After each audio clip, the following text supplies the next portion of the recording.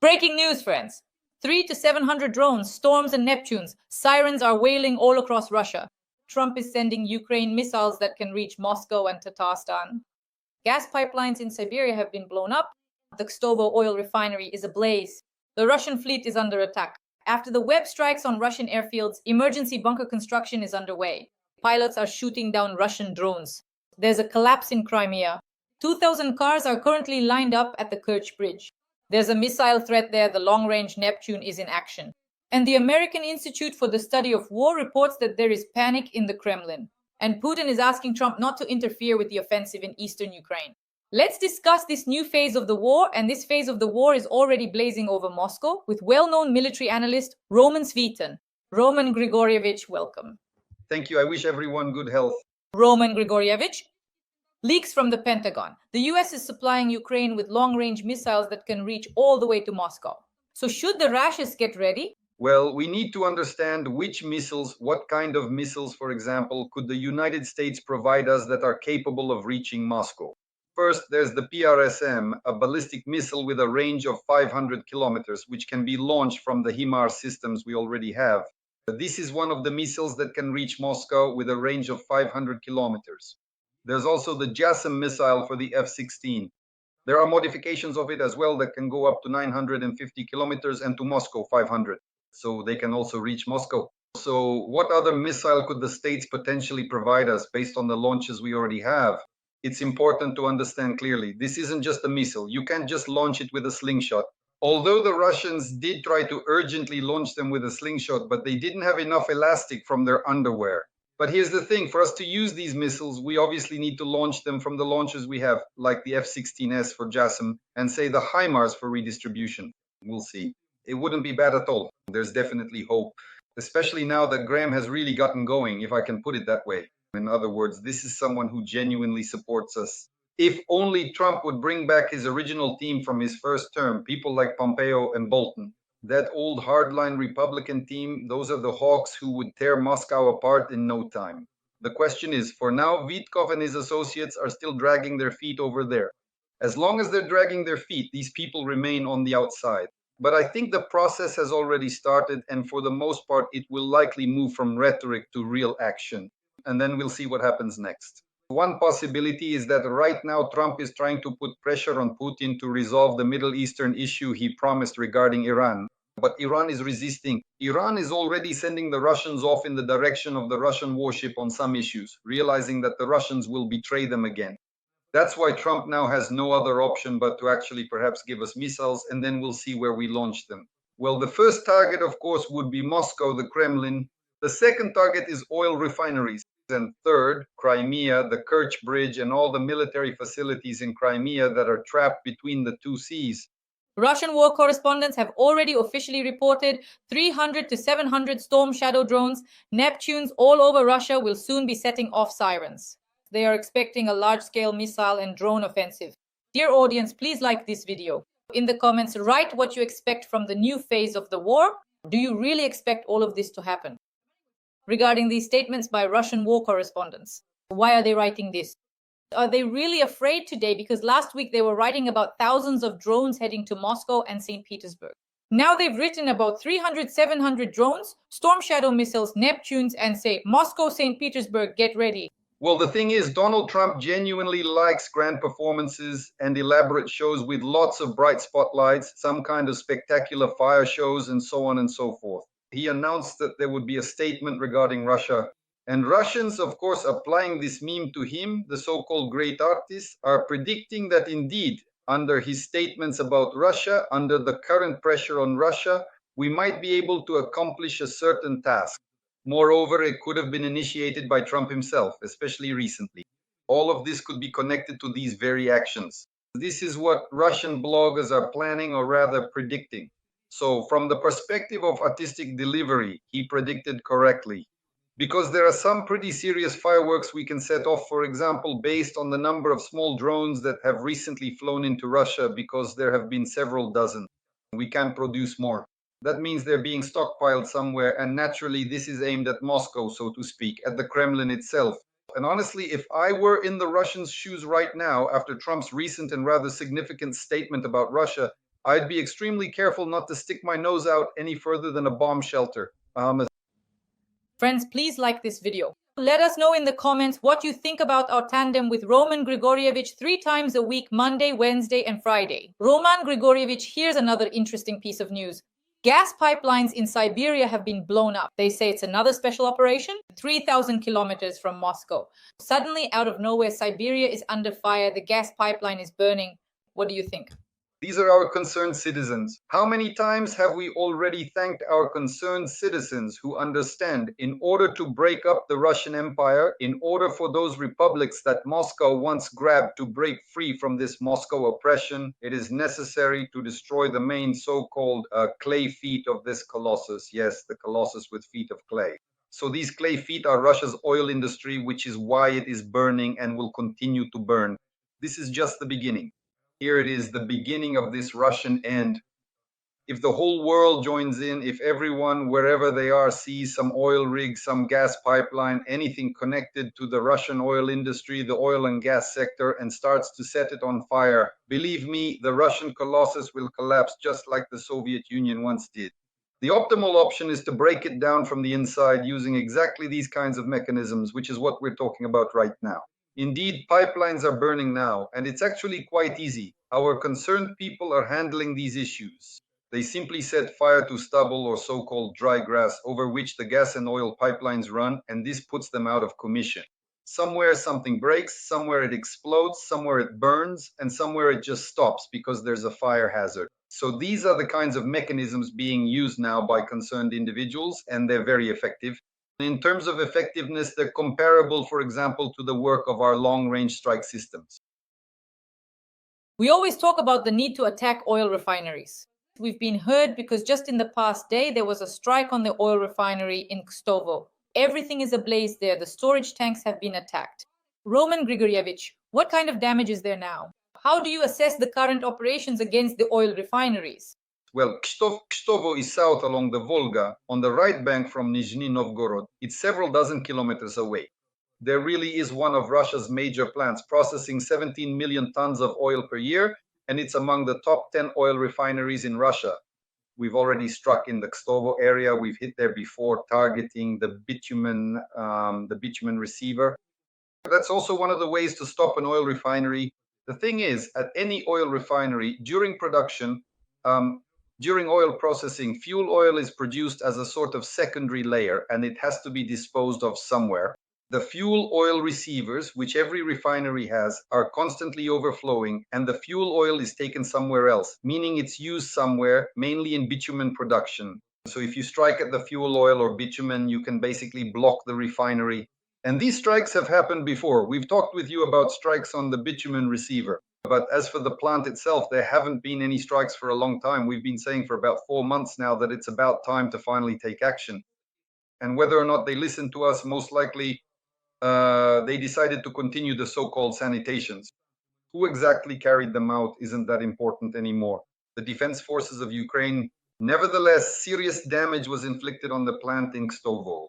The Russians tried to cover it up, meaning they didn't release any information, but you can't fool the internet. The significant number of videos and footage now readily available online clearly demonstrates that it was indeed a very successful industrial action. Another important topic after the SBU's web operation is that Russia has urgently started building bunkers and hangars at its airfields, according to the American Institute for the Study of War. At the Koleno Air Base in the Kursk region, 10 fortified bunkers, 12 concrete shelters, and 8 hangars have appeared. Similar structures are being built at the Saki airfield in Crimea. We remember that as a result of the special operation, Ukrainian drones struck 41 Russian strategic aviation aircraft. Roman Grigorievich, the floor is yours. Well, from a security standpoint, it's the right move for protection, say, against drones, but only those with a small payload. In Kalino and Saki and at about a dozen other airfields, the Russians are now trying to rebuild, some places with embankments, some really closing off bunkers. There are certain mechanisms, but these aren't underground or, say, rock-based structures. In other words, there are mechanisms. We'll find ways to burn or damage a Russian plane, even if it's in a certain shelter. There are. If one person invents something, another will definitely find a way to break it. They just need to rack their brains first to figure out how to do it. I think we'll find the mechanisms, but the optimal mechanism, of course, is long-range missiles. Those are the ones Trump is threatening to give us, or well, from under Trump at the moment, because those same JASSMs with warheads weighing several hundred kilograms will definitely break open almost any ground shelter, no matter what kind of plane is hidden inside. So let's wait. There is hope for Trump that he will come to his senses now. Well, not exactly come to his senses, but for him, Ukraine is like a club to hit Putin over the head with. And right now, he actually needs that, since things aren't going so well for the United States in the Middle East. The number of vehicles waiting in line at the Kerch Bridge has exceeded 2,000. All of this is happening to the sound of sirens. Long-range Neptunes are attacking the occupied peninsula, reports Crimean Wind and other telegram channels. At the moment, there are 1,500 vehicles on the Taman side and more than 715 on the Kerch side waiting in line. Roman Grigorievich, what does this indicate? And let's talk about our special operation in Crimea. Well, not 2000, but 2001. The thing is, that vehicle most likely arrived at Budansk. He counted 2,000, passed it on, and then we put it into the information stream with you after having some coffee in Yalta. And basically, the main intelligence directorate, we can use their information at the moment as well. So 2,000 plus 1, that's Budan. He's standing at the back of the line there and has organized, straightened out all this Russian business. But in reality, the Russians are truly hysterical right now.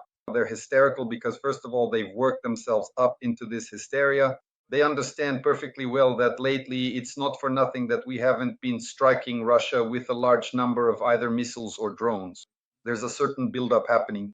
As we discussed with you, the optimal way to break through the Russian frontline air defense is with a large number of drones.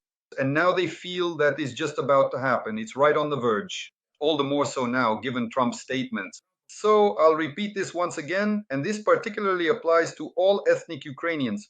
Please try to stay much closer to designated bomb shelters and absolutely do not ignore the crucial air raid alerts.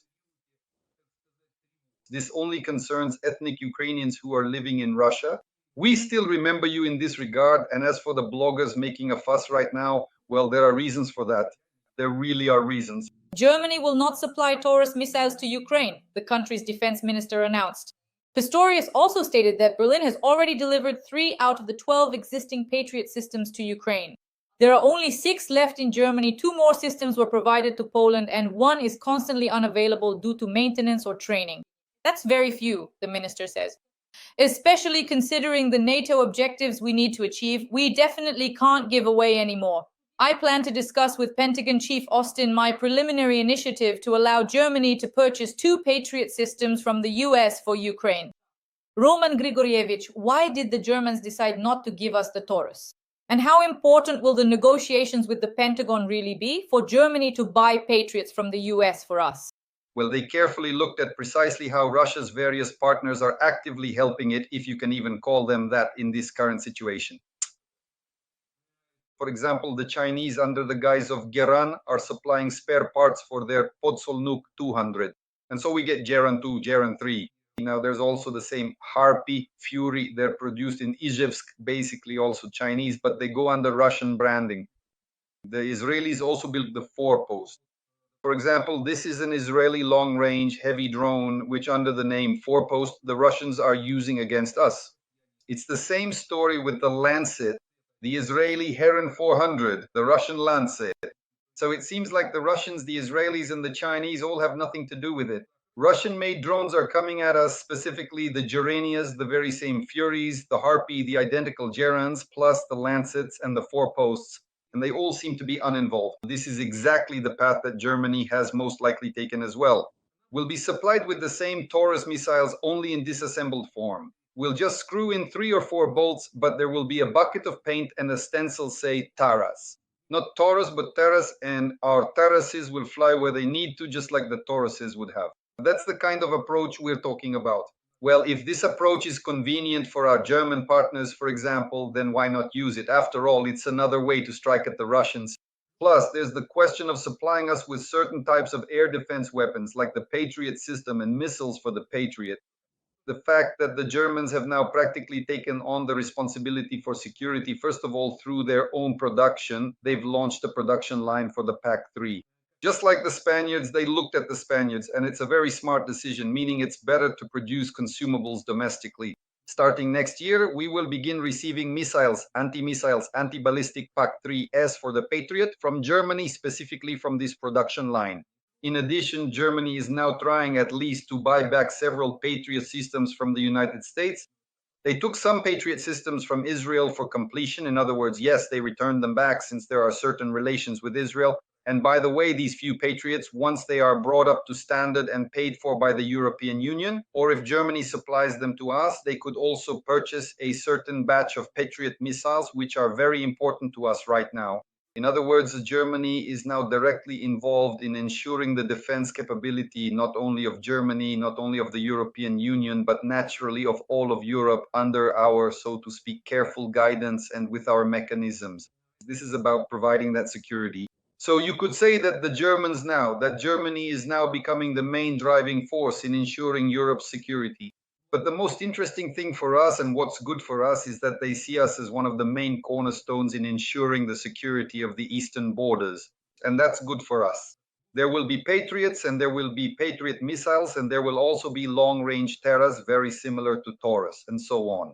The main thing is that they hand over a bucket of paint because our guys can't be given money for the rod. But if they give us a bucket, at least that'll be enough for several dozen stencils.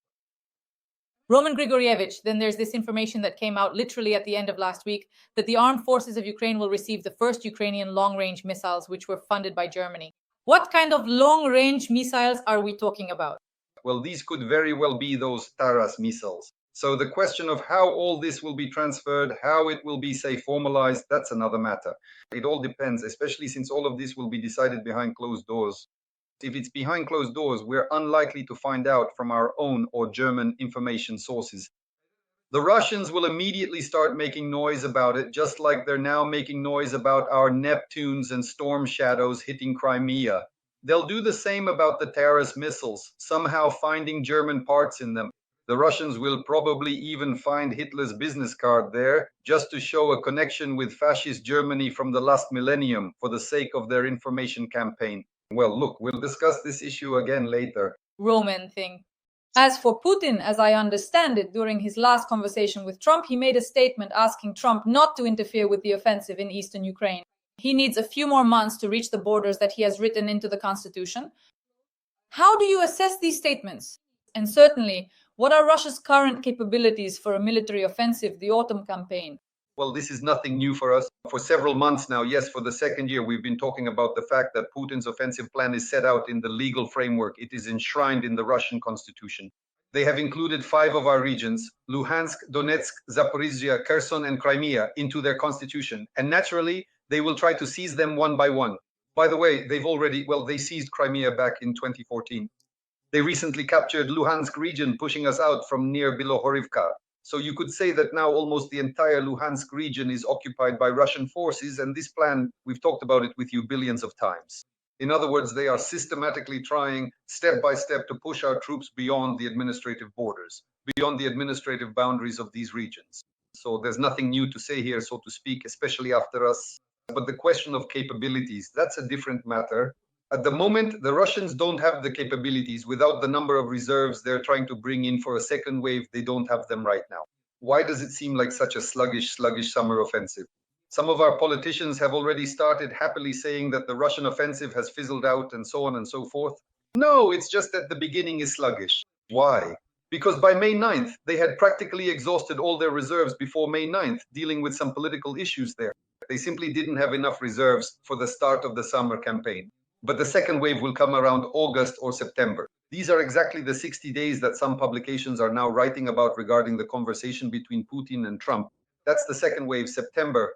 And we need to be ready for this wave, not to give up, not to ride the waves of euphoria just because the Russians started off poorly.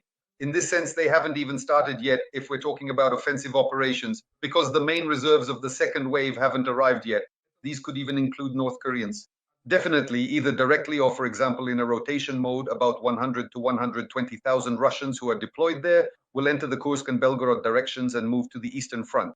That is precisely why Vladimir Putin, during this current summer season, or rather throughout this entire summer campaign, which may very well only truly come to an end when the harsh frosts of winter finally set in, will undoubtedly spend several long and arduous months diligently trying to push our valiant troops further and further out of both the Donetsk and Zaporizhia regions. We can't afford to relax. We need to keep our security forces in line and request a sufficient amount of military aid from our partners. Right now, they are providing it. Thank you very much to them overall. And we need to participate in these processes, not allow Putin the opportunity to seize Donbas and Zaporizhia, because he has already taken Luhansk. We've already lost Luhansk region. So that leaves Donetsk region. And I want to emphasize again, we still have the opportunity to stop him in various ways without destroying the rear areas. Here, for example, there is hope for Trump as well, because we need at least 1,000-kilometer range missiles, at least 1,000 kilometers, so that we could reach in terms of radius from somewhere near Moscow to the Volga and even as far as the Caucasus. Why? Because we also need to work on the North Caucasus. There are many military facilities there, including the Mozdok airfield. In other words, there are plenty of targets to hit.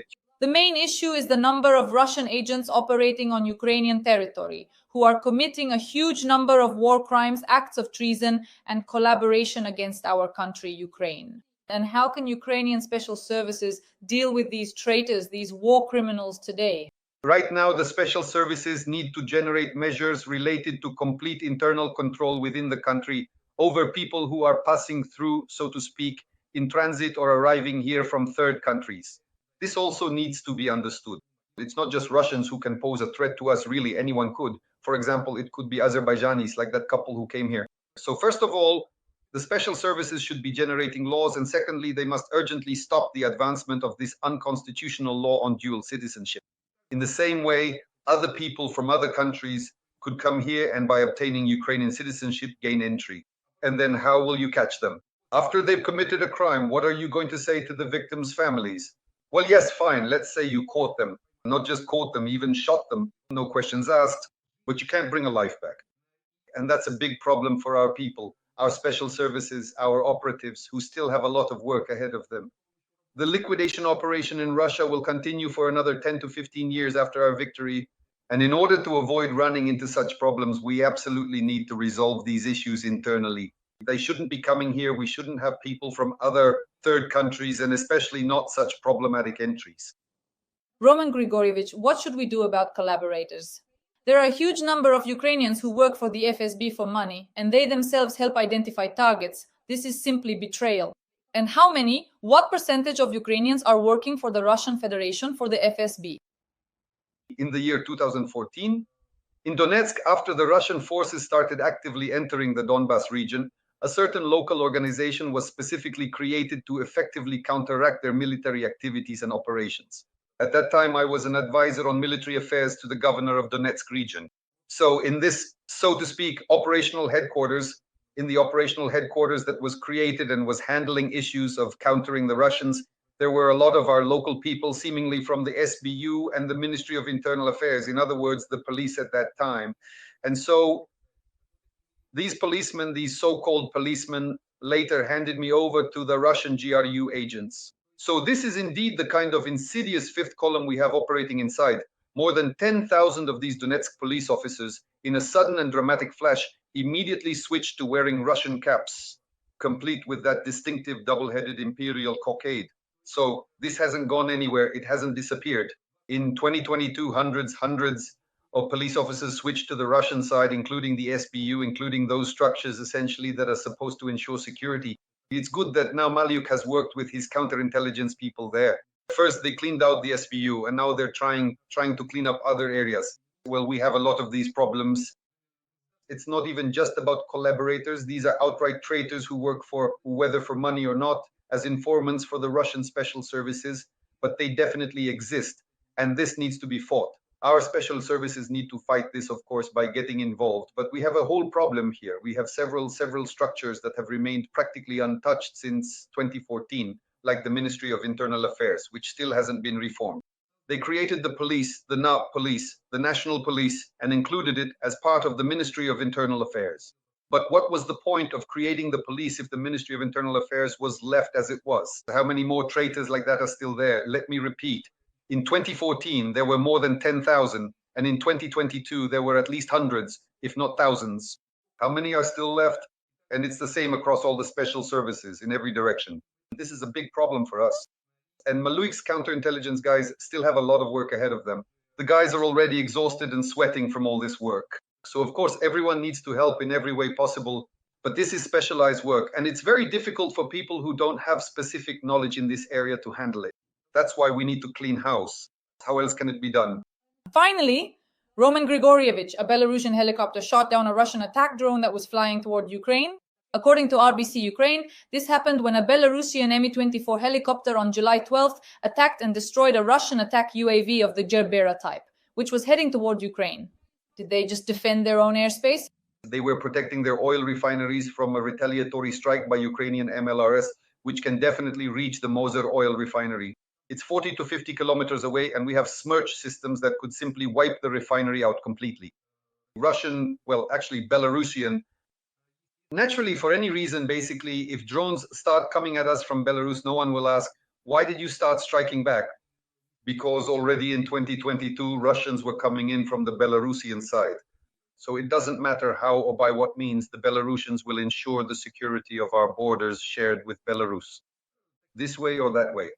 Their main responsibility should be to prevent Russian drones from entering their territory, not to mention launching those drones into our territory. They should be involved in intercepting these Russian drones when they cross the Russian-Belarusian border, not just the Belarusian-Ukrainian one.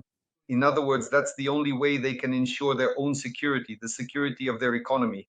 And as for us burning it down, well, let Lukashenko have no doubt about it. The moment anything like what happened in 2022 or any kind of Gerbera flies into our territory from Belarus, we'll do it immediately without hesitation. Dear audience, Roman Grigorievich and I are working for you, for viewers all around the world, so that you know the truth about Russian aggression and Russia's war against Ukraine. We would like as many people as possible around the world to support Ukraine and stand on the side of light. That's why every like, every comment and every subscription helps ensure that this video is seen by as many people as possible around the world. We work on Mondays, Wednesdays, and Fridays. Dear audience, please subscribe to my YouTube channel. In the comments, write a few kind words in support of Roman Grigorievich, the armed forces of Ukraine, and our partnership. Roman Grigorievich, thank you. And as usual, see you on Wednesday. Goodbye.